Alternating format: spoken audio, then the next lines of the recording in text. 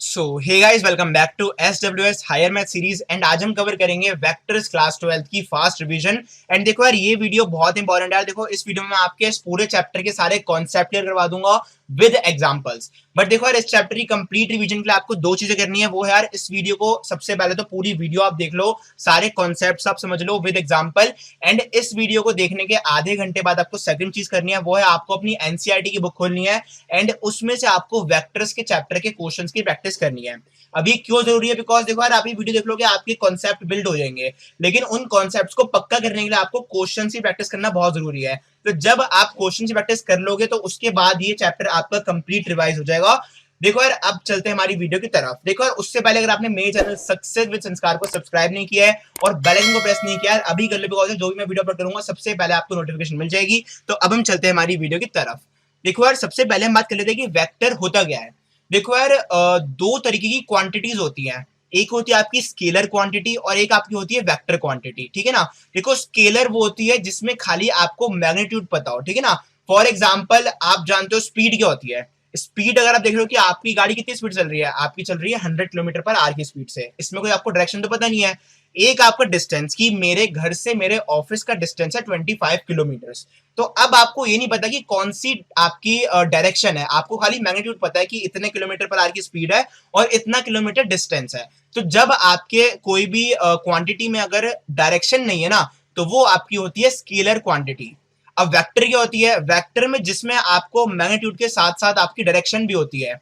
For example, आपकी velocity हो गई, डिस्प्लेसमेंट हो गई, जिसमें आपकी होती है जैसे कि 24 kilometre per hour towards north, ठीक है ना। तो इसमें आपकी डायरेक्शन भी आ गई ना, तो वो आपका वेक्टर कहलाया जाता है, ठीक है ना।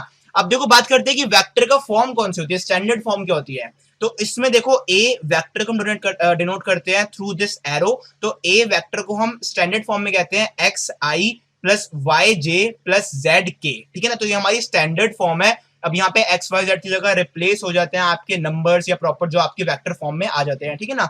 देखो, अब बात करते हैं डायरेक्शन रेशोज की। बहुत से यार बच्चे कंफ्यूज होते हैं कि डायरेक्शन रेशोज क्या होती है और डायरेक्शन कोसाइंस क्या होते हैं। तो अभी हम डिस्कस करते हैं डायरेक्शन रेशोज के बारे में। तो यार देखो, आप सिंपली यहाँ पे लिखा हुआ है कोफिशिएंट ऑफ आई जे के। तो जो आपकी वेक्टर फॉर्म में ये एक्स वाई जेड है, ये आई जे के आपको पता है कोफिशिएंट्स है। तो ये एक्स वाई और जेड को ही हम डायरेक्शन रेशोज कहते हैं।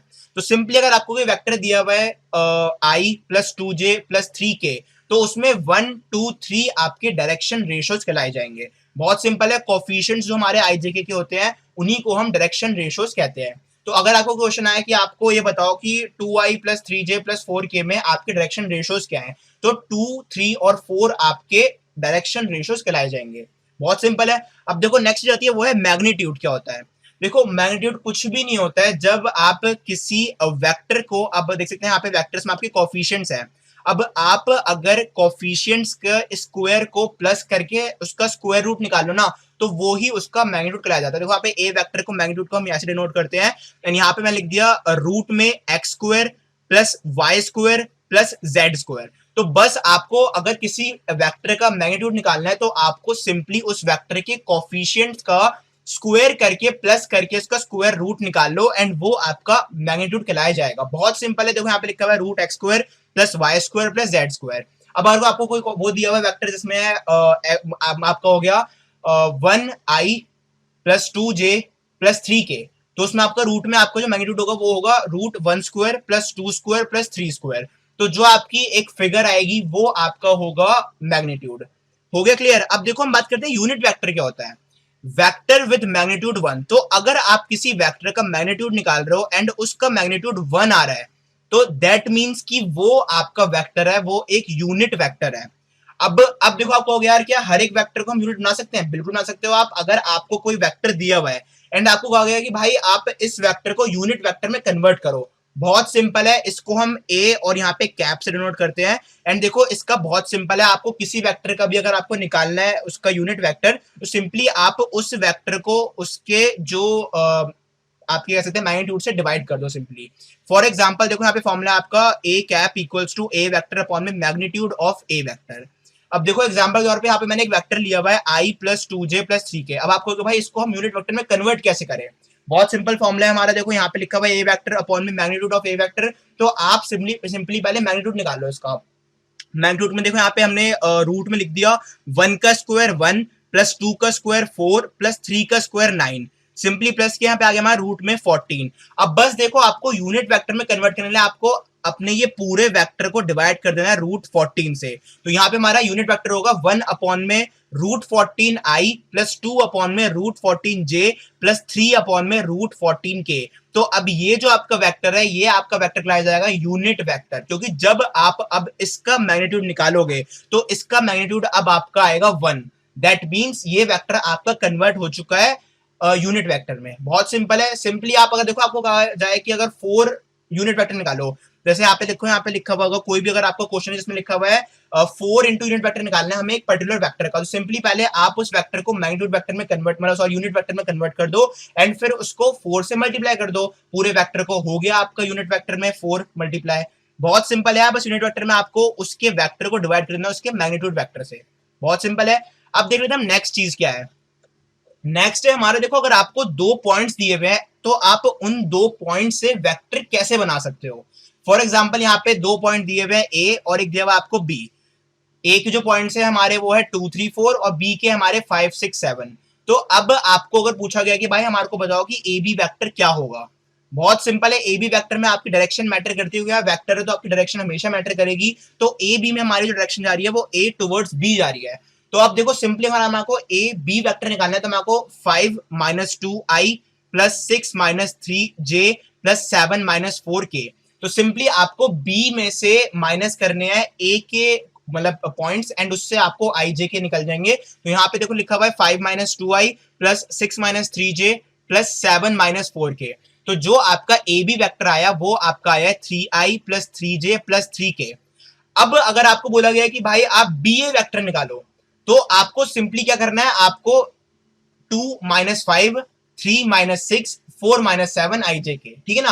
अब आपको डायरेक्शन मैटर इसमें इसलिए करती है कि आपको ए बी बोला है तो आपको बी के पॉइंट्स में से ए को माइनस करना है, अगर बी ए बोला है तो आपको ए में से बी के माइनस करने हैं। बहुत ही सिंपल है, ध्यान से अगर आप करोगे बहुत इजीली ये चीजें हो जाएंगी। वेक्टर चैप्टर सही में बहुत इजी चैप्टर है, अगर आप ध्यान से इसके फॉर्मुलाज को रिवाइज करो, अच्छे से याद करो एंड समझने की चीजें होती है यार। ये बहुत ही सिंपल सी चीज है, डायरेक्शन मैटर करेगा। देखो बी से ए में जाएंगे, ए बी है तो बी माइनस ए और अगर बी है तो ए माइनस बी, बहुत सिंपल है यहाँ पे।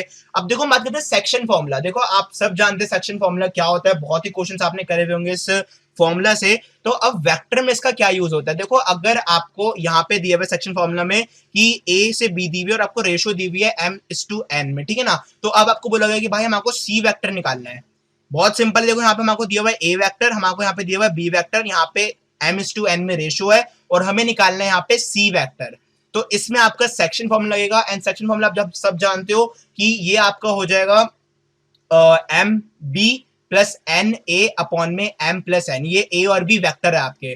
तो सी वेक्टर के लिए अगर आपको इंटरनली बोला गया है तो आपका सिंपल सेक्शन फॉर्मूला आप सब जानते हो, तो ये आपको हो जाएगा m b vector plus n a vector upon में एम प्लस एन। ये एम और एन आपकी रेशोज है।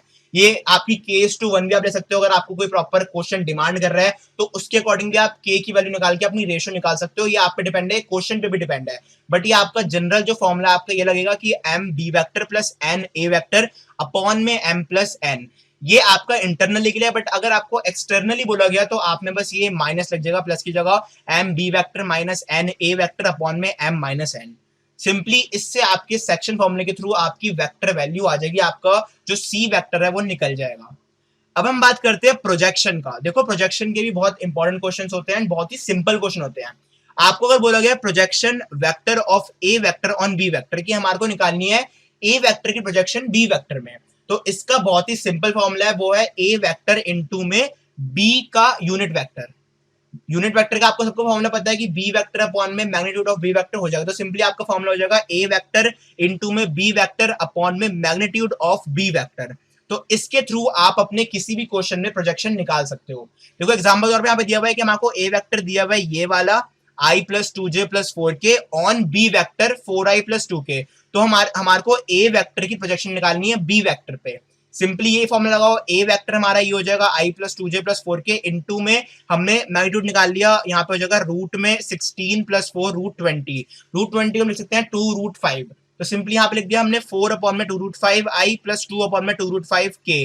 2 से हमने 4 काटा, 2 से हमने 2 काटा, यहाँ पे हो जाएगा आई प्लस 2 जे प्लस 4 के इंटू में 2 अपॉन में रूट 5 आई प्लस 1 अपॉन में रूट 5 के। अब सिंपली देखो यार, डॉट प्रोडक्ट आपको अभी मैं आगे बताऊंगा क्या होता है, बट सिंपली देखो डॉट प्रोडक्ट का आप कर दोगे तो आपका यहाँ पे आंसर बन जाएगा 2 अपॉन में रूट 5 प्लस 4 अपॉन में रूट 5 इक्वल टू 6 अपॉन में रूट 5, जो आपकी एक स्केलर क्वांटिटी आएगी। ठीक है ना, सिंपली ये चीज, ये अभी आप डॉट प्रोडक्ट में आपको आगे समझाऊंगा, बट अभी आप समझ लो कि इसका डॉट करके हमारी यहाँ पे ये वैल्यू आ गई है।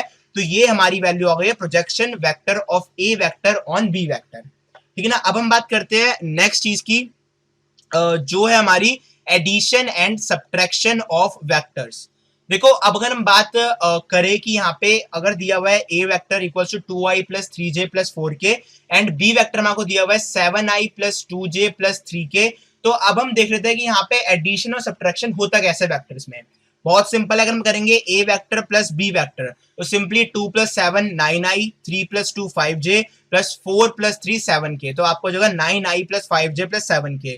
अब ए वेक्टर माइनस बी वेक्टर में हमारा होगा 2 माइनस 7 माइनस 5i प्लस में 3 minus 2 1j plus 4 minus 3 1k, तो आपको जगह A vector minus B vector minus 5i plus j plus k। अब बात करते हैं हम डायरेक्शन कोसाइंस क्या होते हैं। देखो डायरेक्शन जैसे आपको पता चल गई थी कि जो आपके वेक्टर के आई जे के कोफिशिएंट्स होते हैं उन्हीं को हम डायरेक्शन रेशियोज कहते हैं। अब डायरेक्शन कोसाइंस क्या होते हैं? डायरेक्शन कोसाइंस का बहुत सिंपल चीज होती है कि आपने पता होगा कि कोफिशिएंट ऑफ यूनिट वेक्टर, तो यूनिट वेक्टर आप सबको पता है कैसे निकालना होता है। यूनिट वेक्टर में आपको उस वेक्टर को डिवाइड करना है उसके मैग्नीट्यूड से। तो अब सिंपली अगर हम a की यूनिट वेक्टर निकालेंगे तो हम इसको a कैप बोलते हैं। तो हमारे x y z में नहीं आते, हमारे वो आती है l i plus m j plus n k. तो ये जो l और m और n आए ना, ये आपके कहलाए जाते हैं डायरेक्शन कोसाइंस। फिर से समझो, जो हमारे कह सकते हैं डायरेक्शन रेशियो होते हैं वो आपके होते हैं एक्स वाई जेड, जो आपके होते हैं आई जे के कोफिशिएंट जब भी कोई वेक्टर होता है। बट जब आप उस वेक्टर को यूनिट वेक्टर में कन्वर्ट कर लेते हो तो जो उनमें ये कोफिशिएंट्स होते हैं वो आपके एक्स वाई जेड नहीं रहते, वो आपके कन्वर्ट हो जाते हैं एल एम और एन में, और वो ही एल एम और एन कहलाए जाते हैं डायरेक्शन कोसाइंस। अब देखो ये आपके जो एल होता है वो आपका एक्स एक्सिस पे होता है, जो आपका एम होता है वो आपका वाई एक्सिस पे होता है, एंड जो एन होता है आपका वो जेड एक्सिस पे होता है। ठीक है ना, अब ये 3D फिगर बन जाती है आपकी एक्स वाई जेड में, और एल को हम कह सकते हैं कॉस थीटा, एम को हम कह सकते हैं कॉस एल्फा, और एन को हम कह सकते हैं कॉस बीटा। ओके, ये क्लियर हो गया। अब देखो इससे हमारा फॉर्मूला निकलता है l square plus m square plus n square equals to 1। ये क्यों बोल रहा हूं मैं? देखो एल एम और एन आपकी कुछ नहीं वैल्यू नहीं होती, जो मैग्नीट्यूड होता है वही आपका, जानते हो ना यूनिट वेक्टर का आपका अगर मैग्नीट्यूड करोगे तो वो 1 आता है। तो यूनिट वेक्टर में जब यहाँ पे आप l square plus m square plus n square करोगे तो वो आपकी 1 वैल्यू ही आएगी। तो ये आपका फॉर्मूला बन जाता है l square plus m square plus n square equals to 1, जो आपको 3D में भी वेक्टर में भी बहुत ही क्वेश्चंस में हेल्प आएंगे इस वाले फॉर्मूले की। ठीक है, सो अब हम बात करते हैं नेक्स्ट टॉपिक की, जो है डॉट प्रोडक्ट। देखो अगर आप किसी एक वेक्टर को किसी दूसरे वेक्टर के साथ उसका डॉट प्रोडक्ट करोगे तो उसमें जो वैल्यू आएगी वो आपकी वेक्टर क्वांटिटी नहीं आएगी, वेक्टर वैल्यू नहीं आएगी, वो आपकी आएगी स्केलर वैल्यू। फॉर एग्जाम्पल देखो मैंने प्रोजेक्शन वाला आपको क्वेश्चन दिखाया था, उसमें डॉट करने के बाद जो वैल्यू आई थी वो आई थी 6 अपॉन में रूट 15, तो वो आपकी वेक्टर नहीं थी, वो आपकी थी एक स्केलर वैल्यू। तो आप जब भी किसी दो वेक्टर्स का प्रोडक्ट करोगे, डॉट प्रोडक्ट करोगे, तो उसमें आपकी जो वैल्यू आएगी वो एक स्केलर वैल्यू आएगी। एक आपका क्रॉस होता है, क्रॉस प्रोडक्ट, उसके अंदर आपकी वेक्टर क्वांटिटी आती है, बट आपके डॉट प्रोडक्ट में आपकी स्केलर वैल्यू आती है। तो देखो फॉर एग्जांपल यहाँ पे मैंने दो वेक्टर लिए हुए हैं, एक है ए वेक्टर जिसकी जो है आई प्लस 3j प्लस 4k, और एक है बी वेक्टर जो है 2i plus 3j plus 2k। तो जब हम a डॉट बी करेंगे तो यहाँ पे हमारा जो आंसर आएगा वो एक स्केलर वैल्यू आएगी। 1 into 2 2 plus 3 into 3 9 plus 4 into 2 8, तो 2 प्लस 9 प्लस 8 इक्वल्स टू 19। तो इसमें आई जे के की कोई भी वैल्यू नहीं आती यहाँ पे, सिंपली यहाँ पे आपकी जो कोफिशिएंट्स होते हैं उनका डॉट होता है, एंड उसके थ्रू ही आपकी ये वैल्यू निकल के आती है। अब देखो एक प्रॉपर्टी है इसकी, A vector dot B vector equals to B vector dot A vector.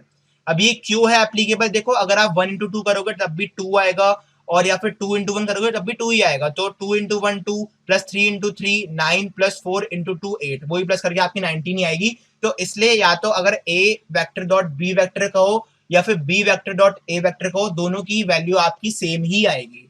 अब हम बात करते हैं अगर आपको एंगल निकालना है, ठीक है, तो एंगल का यहाँ पे cos theta equals to A vector dot B vector upon में magnitude of A vector dot magnitude of B vector, तो इससे आपका एंगल निकल के आ जाएगा।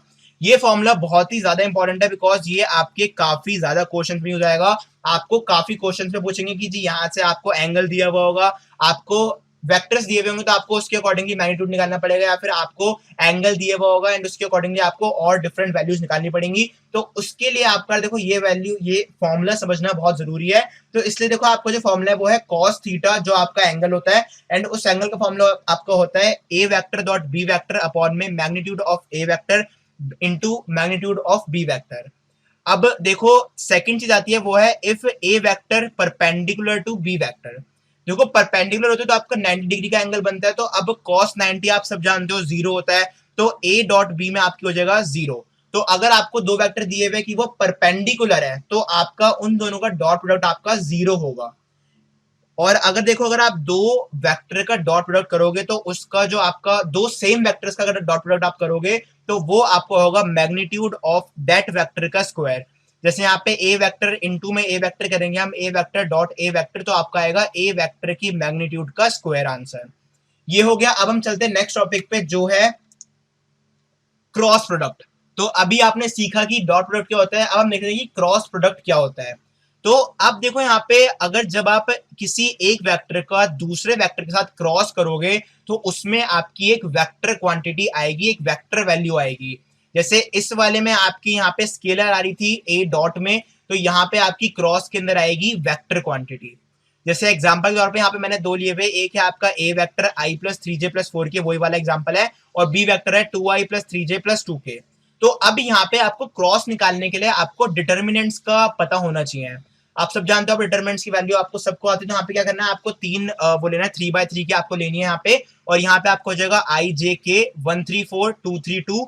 यहाँ पे सिंपली आई में यहाँ पे आप यहाँ करोगे 3 इंटू 2 6 माइनस 4 इंटू 3 12 माइनस यहाँ पे लगता है हमारा जे, और यहाँ पे जे में लग के हो जाएगा 2 माइनस में 8 प्लस में यहाँ पे के लग के हो जाएगा आपका 3 माइनस में 6। तो आपकी जो बन जाएगी वेक्टर जो आपकी एक फॉर्म आएगी वो आएगी -6i plus 6j minus 3k। तो ये आप डिटरमिनेंट्स में इजीली समझ चुके होंगे कि क्या होता है। तो यहाँ पे आपकी जो क्रॉस है उसमें आपका डायरेक्ट मल्टीप्लाई नहीं होता, यहाँ पे आपको प्रॉपर डिटरमिनेंट्स के थ्रू इसको सॉल्व करना होता है, एंड तब जाके आपकी एक वेक्टर की वैल्यू आती है। अब कुछ प्रॉपर्टीज देख लेते हैं हम। यहाँ पे देखो a cross b equals to minus b cross a होता है। क्यों?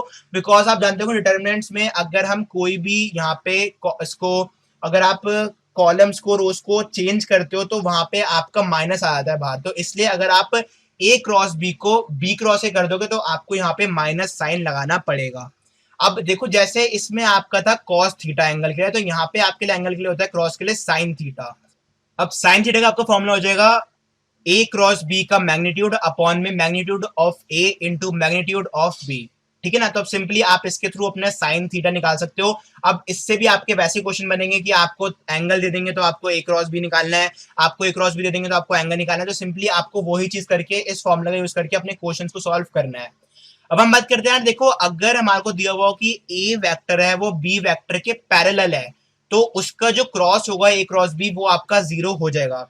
आप सब जानते हो कि साइन जीरो, देखो अगर ए बी के पैरेलल है तो जो एंगल है बिटवीन उनका जीरो होगा, तो साइन जीरो होता है जीरो। तो इस केस में अगर आपको दिया होगा कि आपका ए वेक्टर है वो बी वेक्टर के पैरेलल है तो आपका A cross B equals to zero कहलाया जाएगा। देखो अब इसकी क्या ट्रिक है, देखो अगर आपको दिया होगा कि दो वेक्टर है वो परपेंडिकुलर है तो उसमें आप डॉट लगाना, क्योंकि उसमें आपका जीरो हो जाएगा इक्वल्स टू में, ठीक है ना। और अगर आपको दिया होगा कि दो जो वेक्टर है वो पैरेलल है तो उसमें आप क्रॉस लगाना, तो उससे आपका जो है वो यहाँ पे जीरो हो जाएगा, तो आपकी सिंपली यहाँ पे सॉल्व हो जाएगा। तो एक ट्रिक होती है ये कि अगर आपको परपेंडिकुलर दिया हुआ है तो आपको डॉट लगाना है, अगर आपको पैरेलल दिया हुआ है तो आपको क्रॉस लगाना है।